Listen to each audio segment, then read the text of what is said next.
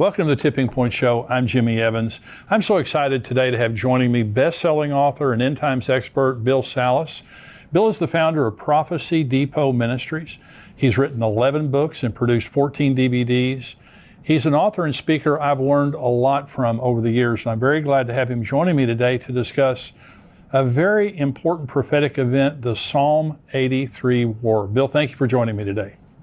Hey, Jimmy, it's great to be with you. Thanks for having me. Well, I've listened to you and read your books for many years, and you're a scholar and you're a researcher, and that's one of the things I appreciate about your materials. Are very well thought out, very well researched. You've written this book, Psalm 83, The Missing Prophecy Revealed. Now, we get a lot of questions about this here on the Tipping Point Show, and I just want to say right off the bat, if you're interested in the Psalm 83 War, we're going to be talking about it here today. This is a phenomenal book that gives you all the details about Psalm 83 and all the research that Bill has done. And I'm sure you can get this on Amazon.com. Bill, what is your website where people can go? Well, thank you, Jimmy. Yes, it's prophecydepot.com. Prophecy Depot, like Home Depot.com. Okay, and all of your resources are available on there? Absolutely. Yeah, we have an online bookstore and DVD store, etc. So Psalm 83, we're going to talk in detail about this passage. You believe that this is speaking of a war that has yet to take place. Is that correct? Well, I do. That's what I teach. I believe it is actually the climactic concluding war that ends the Arab-Israeli conflict. Land for Peace deals have not been working. They're not biblically endorsed. But there's a plethora of prophecies that I believe are related to Psalm 83 that talk about war, that talk about Israel defeating its surrounding enemies that share common borders with them. And all of them are listed in Psalm 83. So I do believe it's a coming war that has not found fulfillment yet. Well, Asaph, the Psalms are written by different people, but Asaph wrote Psalm 83, and you believe that's significant, right? I do, because about 3,000 years ago, Asaph was a very close friend with King David. He was King David's worship leader. Matter of fact, they probably jammed together and did praise and worship on the Sabbath, right? Yeah. And he was a worship leader, but he was also a prophet.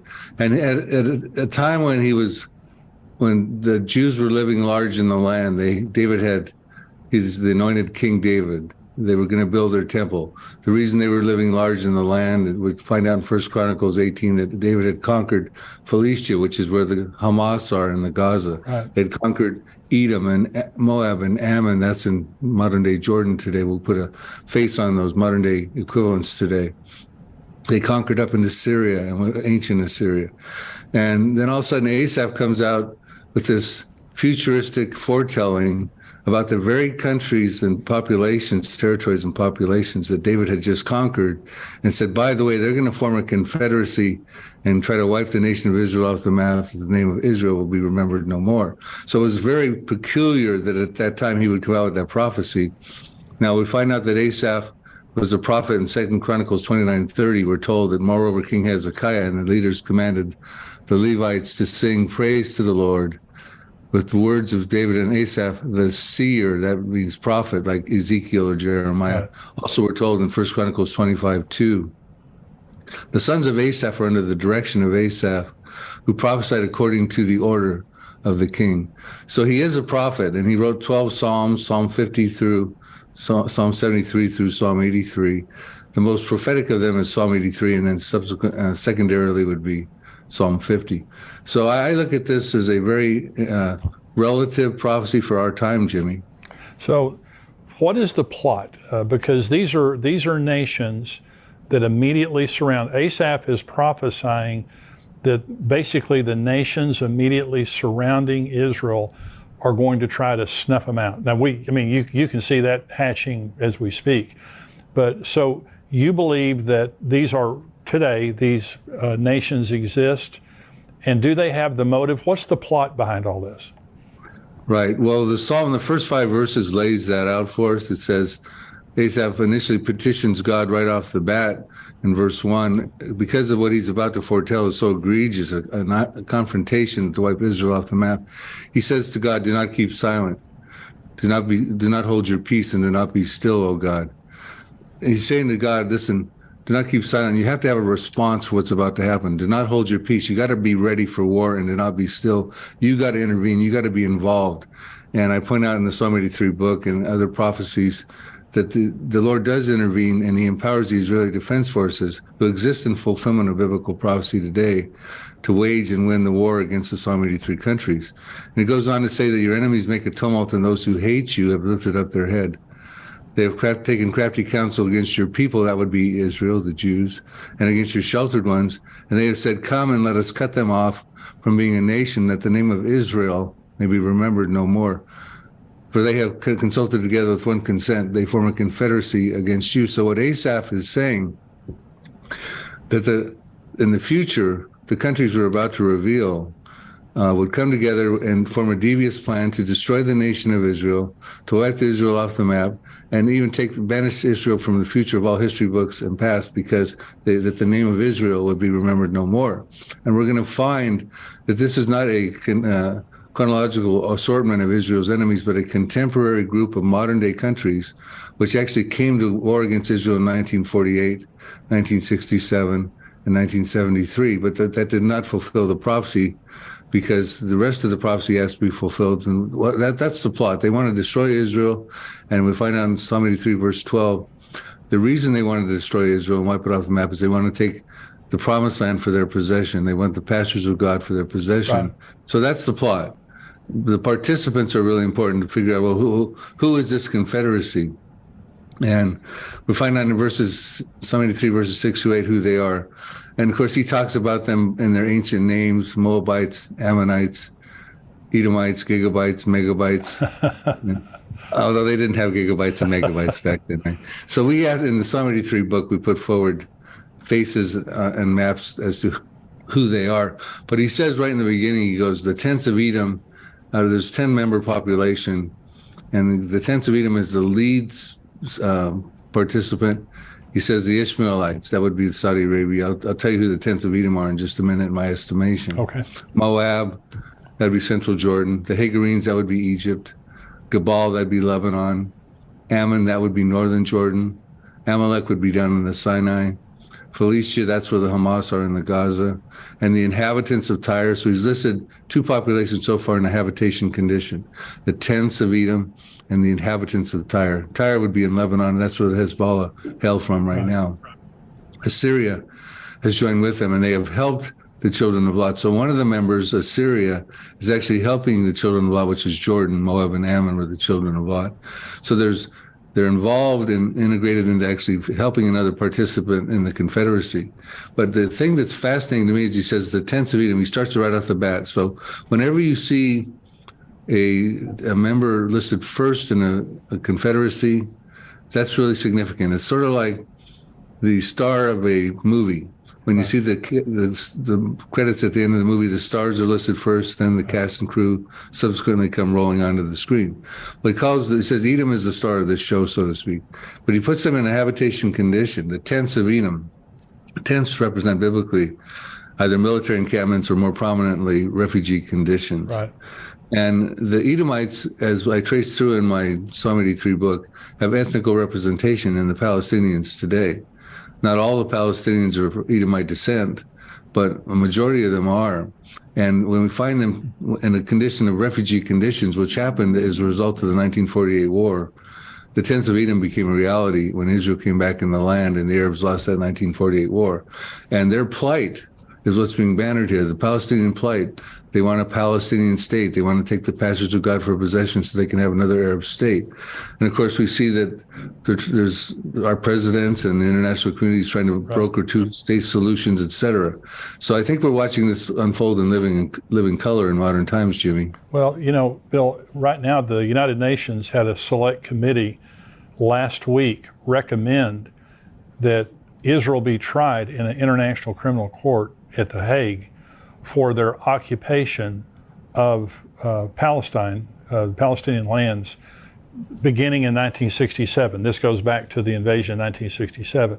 And so this is a committee, but if the United Nations passes this and they end up going to International Criminal Court, of course, Israel's not going to recommend whatever they do, but it could be the first step toward an invasion. So How do you see this all coming out? I mean, we know that God's going to supernaturally give the IDF the ability to protect Israel. How do you believe this thing is going to take place, and what do we see right now that's leading toward that?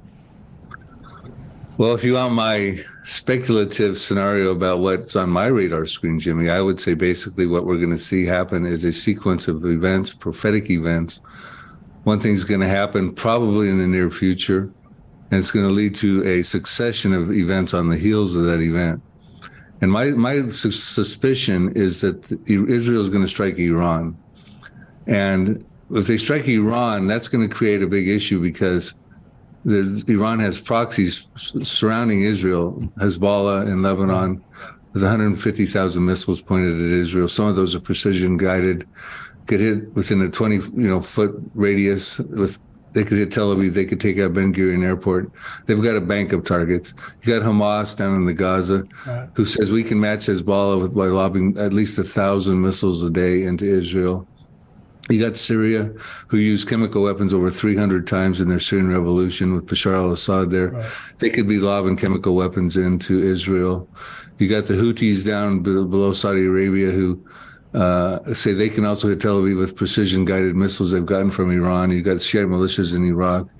I believe that an attack on Iran would be also prophetic as well, because there's two prophecies of Iran in the end times. One of them is in Ezekiel 38.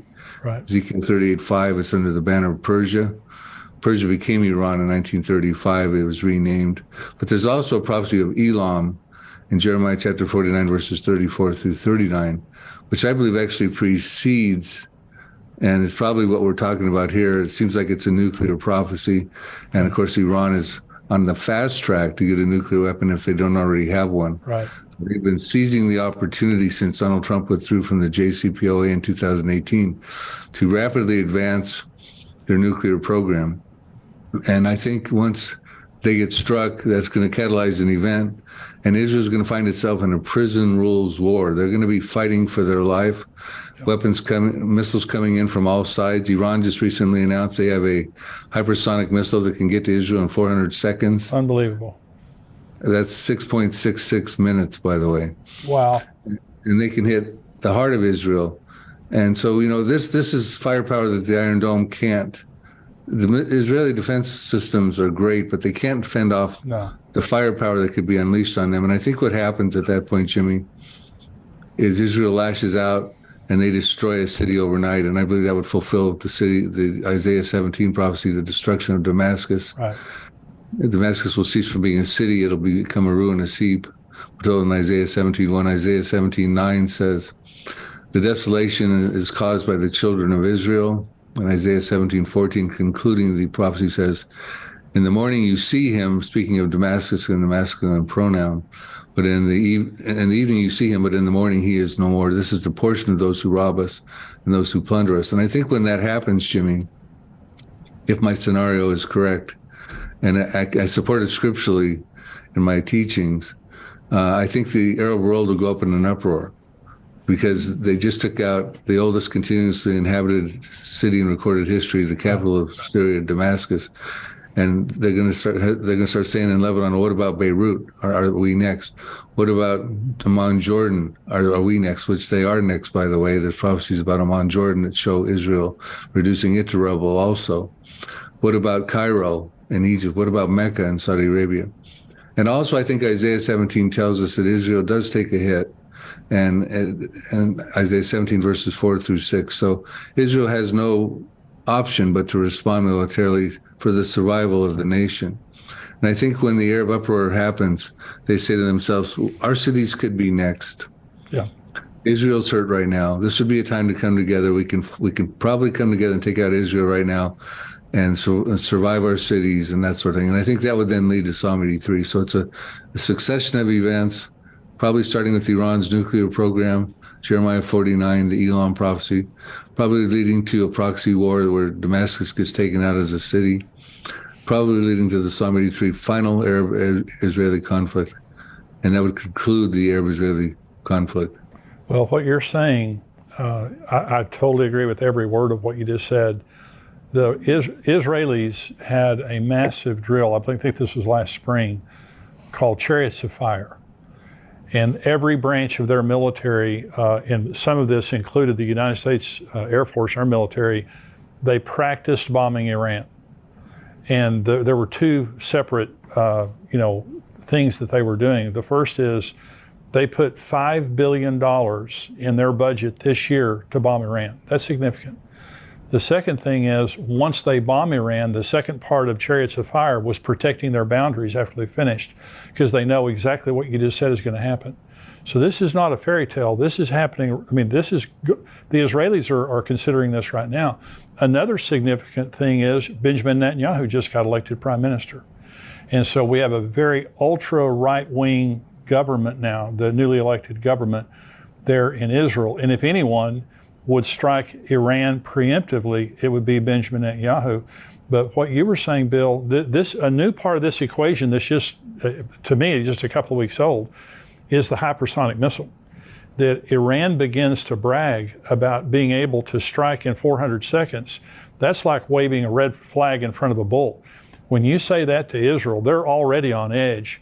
But when they have to consider 6.666, that they have to consider that type of strike, they have to, at some point, preemptively strike Iran. So I completely agree with what you just said. Now let's talk about how does Israel, what does God do, according to Psalm 83, that gives the Israeli Defense Forces the ability to supernaturally defend their nation? Well, it's interesting because the prophecy goes on. See, some people think, first of all, I want to add a couple of things to what you just said, because what you just said was very telling.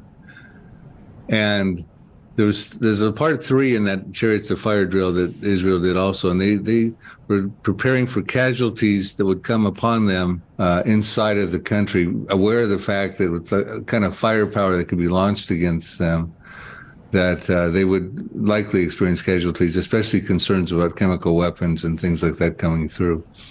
Now, to get back to your question, Asaph, some people think that Psalm 83 was fulfilled in 1948, the War of 1948, the War of Independence, because the countries we listed that were, again, we're going to go through those that were in Psalm 83, verses 6 to 8. You had Lebanon, Syria, Iraq, Jordan, Saudi Arabia, Egypt. The Palestinians would be there as the tents of Edom. You'd have the Gaza would be where the Hamas are today. Hezbollah is up in Lebanon.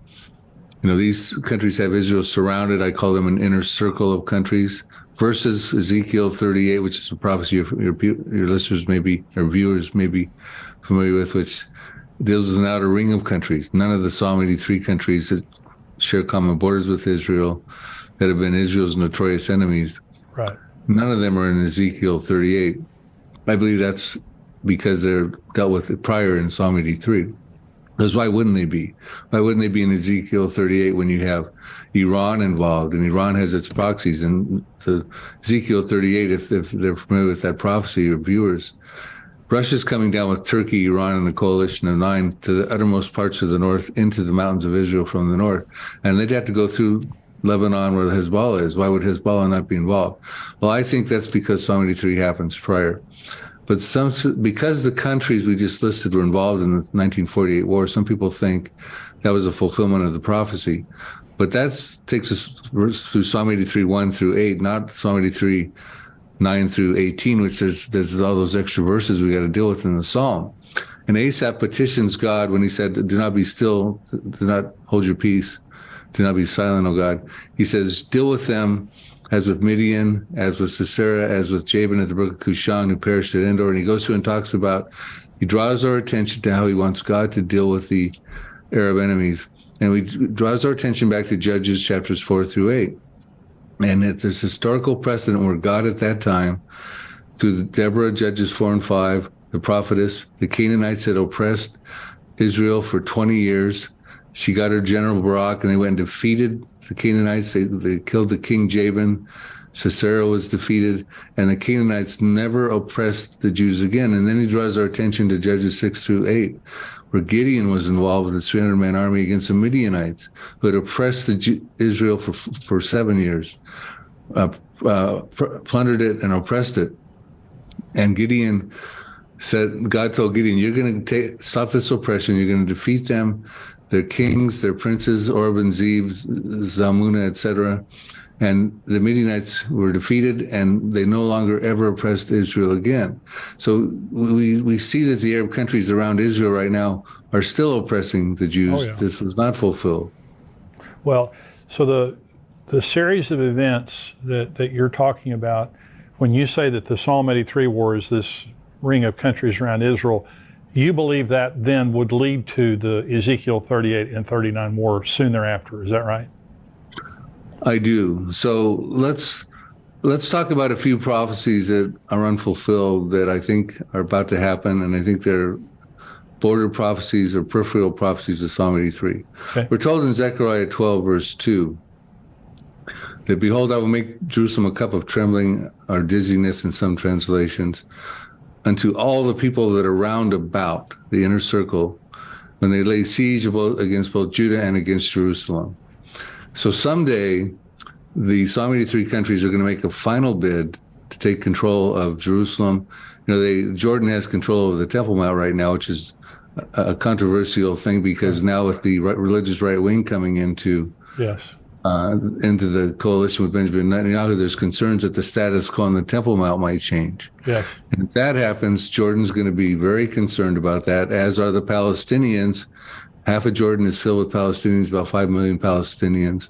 About 2.5 million of them are Palestinian refugees.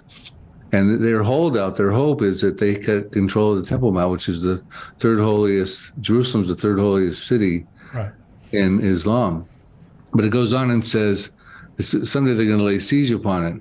And that's going to be a drastic mistake, because it says in Zechariah 12, verse 6, the Israeli Defense Forces are going to take this to task. And here's what it says. In that day that the surrounding peoples lay siege on Judah and Jerusalem, I will make the captains or the IDF of Israel, of Judah, like a fire pan in the wood pile, like a fiery torch in the sheaves, and they shall devour all the surrounding peoples on the right hand and on the left. But Jerusalem shall be inhabited again in her own place. Yes, Jerusalem.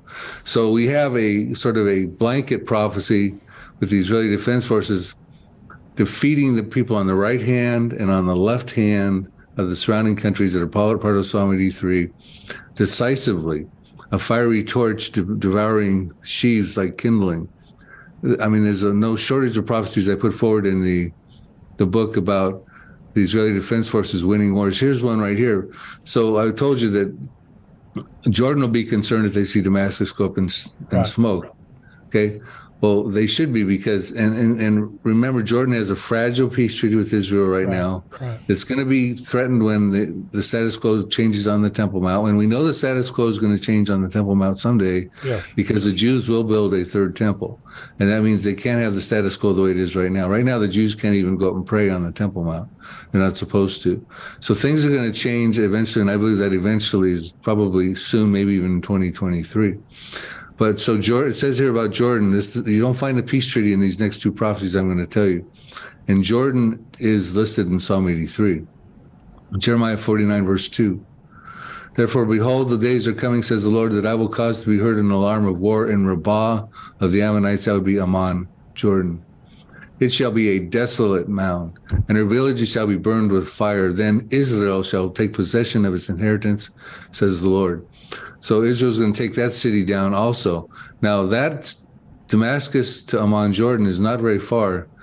I mean, you can drive there in just 3 or 4 hours. So, I mean, Ammon, Jordan's going to be reduced to rubble pretty much like as was Damascus. Zephaniah gives us a different camera angle on I think the very same prophecy. These are unfulfilled prophecies, Jimmy, and they involve the Israeli Defense Forces. And for various reasons, time permitting, I can tell you why they will happen before the tribulation period. But I'll read this one here. And I mean, there's no shortage of the Israeli Defense Forces dealing with the Psalm 83 countries. This will be probably the last one I'll tell you about right now, and then we can get into the other questions.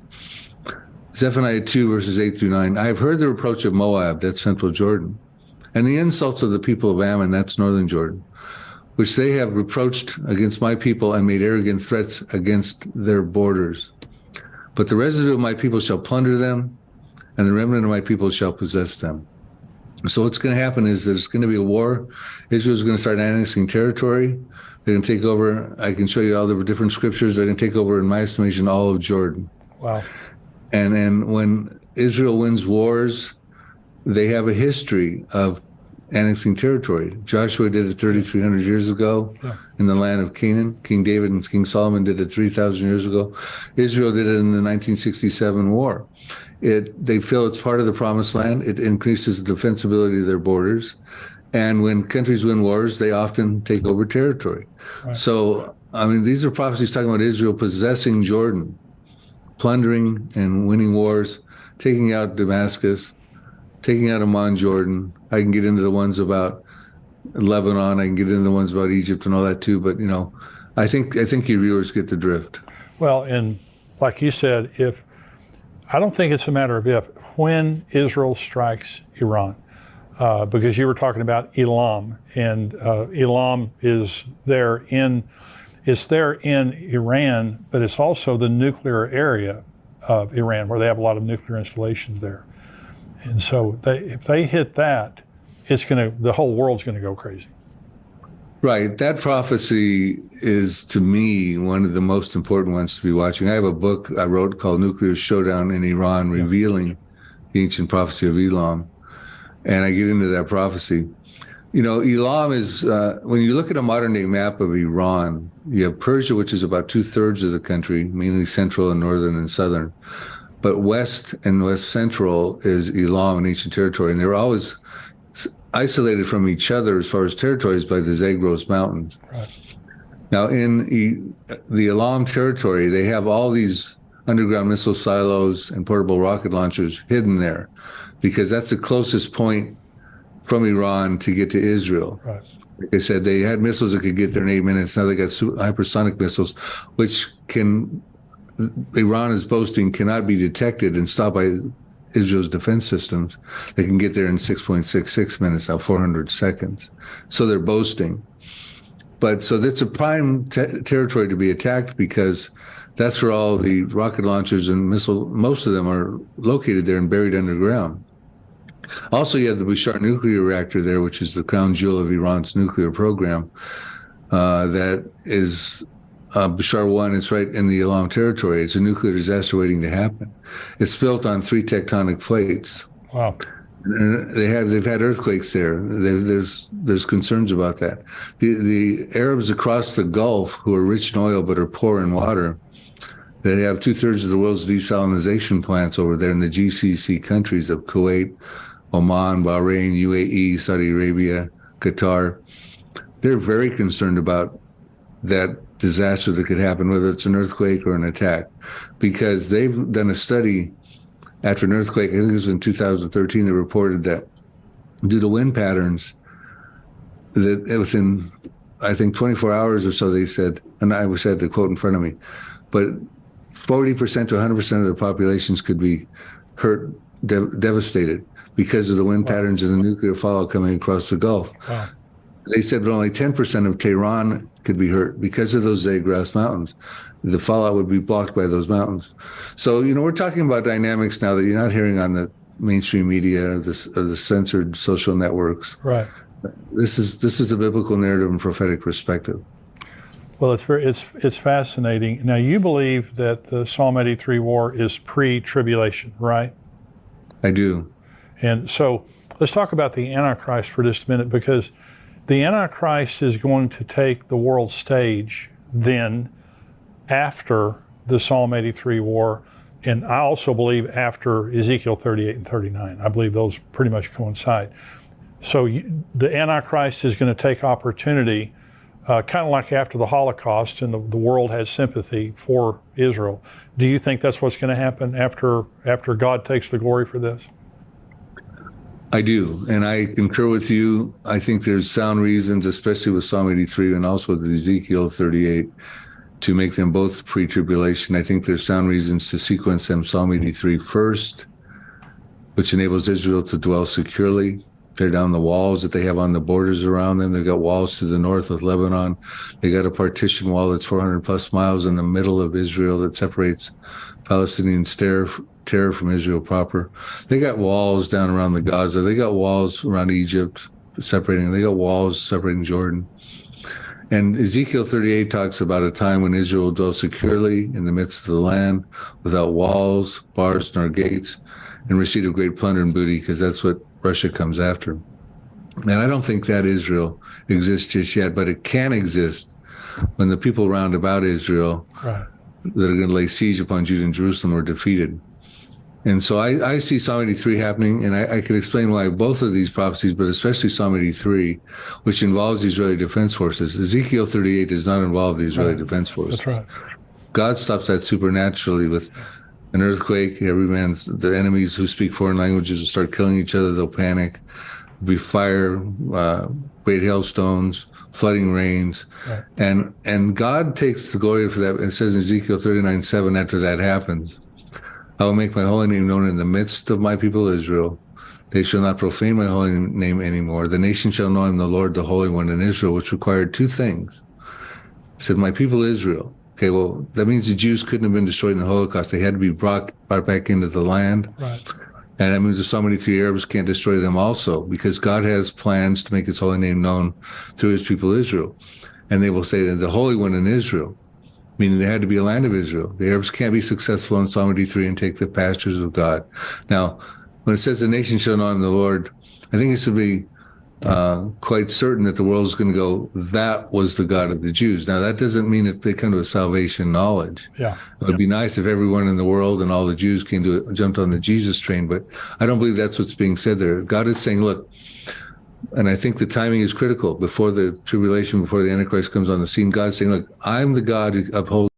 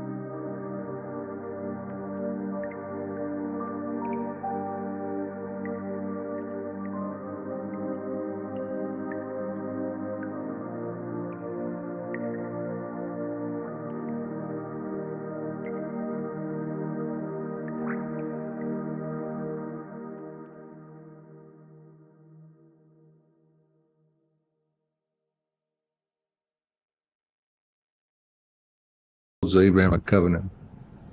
I'm the God who keeps his promises to the believers in Jesus Christ. Now you can choose me now, and look what I've just did. I've defended my Abrahamic covenant. I've kept my people Israel in the land. I've kept the promised land intact. I've stood behind it. My covenants to Abraham 4,000 years ago, because pretty soon you can have on the nearby horizon a guy coming on, a charismatic world leader, who's going to force you to worship him.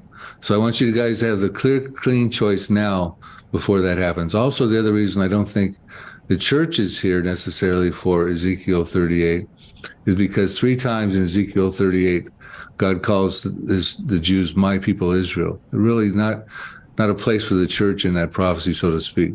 The Israeli Defense Forces winning wars against the Arabs, there's a timing sequence we can figure out on that, because they're not going to be fighting in the tribulation period. We've already ruled out they're not fighting Ezekiel 38, which could be just before the tribulation period. But they're not going to be fighting the tribulation period, because if you break the tribulation period down into its 2 compartments, you have a first half of 3.5 years, you have a second half of 3.5 years. And the first half, 3.5 years, Israel's feeling like they're living at peace because they've been involved in a covenant. It's a false covenant. It's a pseudo peace because it's going to be broken in the mid part of the tribulation. But they're not going to be fighting wars against Arabs at that point. They're feeling like they're dwelling at peace. They got their temple built. They're doing sacrifices and offerings.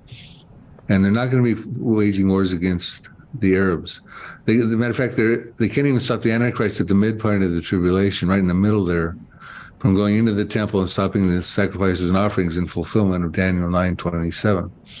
So then even Jesus said in Matthew 24, verses 15 through 19, when you see the Antichrist, when you see the abomination of desolation being set up in the temple, which we just talked about happens in the mid part of the tribulation when the Antichrist goes in and desecrates the temple, he says, flee for your lives, because he knows in Zechariah 13:8, 2/3 of the Jews in the land will be cut off and killed, because the Antichrist at that point is going to come out of the temple and commit a genocidal campaign against the Jewish people. So the Jews are going to be fleeing for their lives in the second half.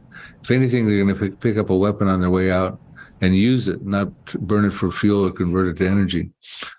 Because, and they certainly won't be fighting Arabs at that point either. Right. The wars with the IDF, and there's numerous ones, in fulfillment of Bible prophecy, I put those before the tribulation for those very purposes. I think that makes perfect sense.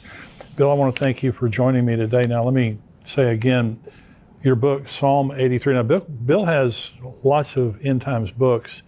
Psalm 83, The Missing Prophecy Revealed, and there's so much in this book, and you've hit the highlights here. Anything else you want to add to that, Bill? I just recently completed a Here to Eternity series, which goes from the now prophecies that could happen at the present time to the next prophecies that have some minor preconditions, to the last prophecies which happen in the first half of the tribulation, to the final prophecies which happen in the second half of the tribulation, to the millennium and the New Jerusalem. So we now have materials available through books and DVDs, a series that can take the reader from now on and through the tribulation on into forever. And of course, I personally am a preacher, rapture believer, so I don't believe every believer right now is going through the tribulation, but there will be many people who get saved in the tribulation period. We find that out in numerous verses. So we have materials even that can be passed on to them, so they'll know what's coming and how to survive that treacherous period. But I would say in closing, Jimmy, and again, thank you for having me on your program. I think we need to realize that we're about at a time right now where Benjamin Netanyahu has to take action. Iran has got missiles now that can get to Israel in 6 minutes. They've got a nuclear program that is almost probably, if not already, has a nuclear weapon. Right. They want to wipe Israel off the map. They made that clear. Ayatollah Khomeini has said on numerous times, Israel is a cancerous tumor. His generals have said we want to take them off the global map. The proxies around Israel are hating Israel. I mean, I think we need to realize that coming into the new year with the new administration of Benjamin Netanyahu, we could start to see biblical things start to happen. We could start to see biblical wars happen. It's been 74 years since Israel became a nation. That was the last major fulfillment of biblical prophecies, but I think we got some coming right around the corner, Jimmy. That's exciting. It really is. Well, Bill mentioned his books. I have all of your books. Really encourage you to go to prophecydepot.com and Bill's books and information are there. I know I've bought some of your stuff on Amazon too. God bless you. Wonderful ministry. I want you to come back with me here in the near future. I want to talk about the nuclear showdown in Iran, your book on that. I'd love to. Absolutely, Jimmy. God bless you, Bill. Thank you for being with me. God bless you. Thank you. We're going to go now to the subscriber portion of our program. If you're watching this on YouTube and you're not a subscriber to endtimes.com, I encourage you to go to endtimes.com. It's $7 a month, $77 a year. You can watch the entire Tipping Point podcast, plus all the other things that we put out, videos and all the articles that we put out all week long. $7 a month, $77 a year. We want you to become a subscriber on endtimes.com. If you are a subscriber, we're going to go